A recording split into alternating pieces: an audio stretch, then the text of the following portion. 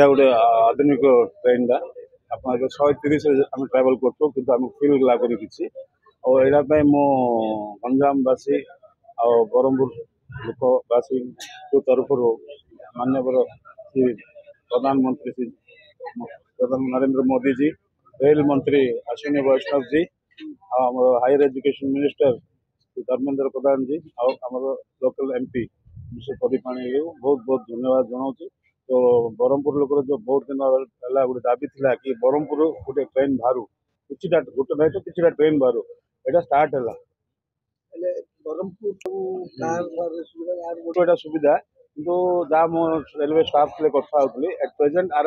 Track capacity train रो capacity हो 160 से 180 किलोमीटर जापर कि आमर जो ट्रैक सिस्टम अच्छी जो फेंसिंग नाई तो एनिमल्स आसपे कि मनुष्य आसपे आर स्पीड लिमिट ए रखी 130 फर्दर ये कम है आर स्पीड लिमिट आपको 180 जाए हम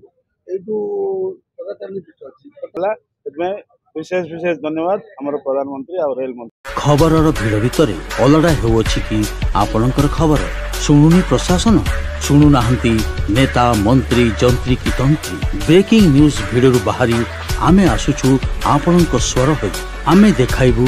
आपणक खबर खबर आपणक फोन पर्दारे गोटिए क्लिक रे गाँव सहर सबु खबर आज ही दैनिक आशा ऐप को डाउनलोड करी सब्सक्राइब लाइक एवं शेयर करंतु।